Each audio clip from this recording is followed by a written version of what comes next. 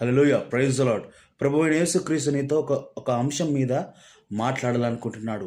ఆ అంశం వచ్చేసి నీ స్థితిని మార్చడానికి ప్రభువైన యేసుక్రీస్తు సిద్ధంగా ఉన్నాడు. నువ్వు అనుకోవచ్చు, నా పరిస్థితి ఇంకా ఈ విధంగానే ఉంది కదా, నా పరిస్థితి ఇంకా భయంకరంగానే ఉంది కదా అని నువ్వు అనుకోవచ్చు. కానీ ఇదొక ఆశీర్వాదపు సీజన్. హల్లెలూయా.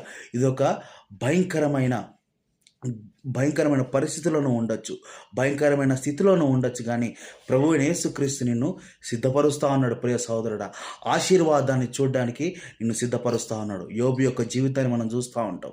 యోబు ఎన్నో కోల్పోయాడు, కానీ ప్రభువైన యేసుక్రీస్తు యొక్క మహాకృపను బట్టి ఆ విశ్వాసమైన పోరాటంలో తను వెనుదిరగకుండా పోరాడాడు. దేవుడు అబ్రహాంని ఆశీర్వదించాడు. అబ్రహాంని ఆశీర్వదించిన వెంటనే అబ్రహాం యొక్క సంతానం ఇసుక రేణువలే లేదు. దానికోసం ఆయన 25 సంవత్సరాలు పోరాడాడు. నా వ్యక్తిగత జీవితంలో మనం అనుదినము పోరాడుతున్నాం. ఈ పోరాటం ఎప్పటి వరకు అంటే నువ్వు మట్టిలో కలిసేంత వరకు. నీకు పరలోకంలో ప్రభువైన యేసుక్రీస్తు నీకు పౌరసత్వాన్ని అనుగ్రహించి నీకు బంగారు వీధులను అనుగ్రహించాడు. దేవునికి స్తోత్రం. మన యేసయ్యకి మహిమ కలుగును గాక.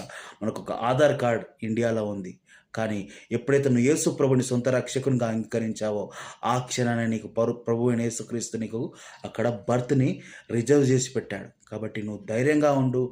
దేవుడిని ఆశీర్వదించిన దాన్ని బట్టి నువ్వు దేవుని కొరకు సాక్షిగా జీవించు.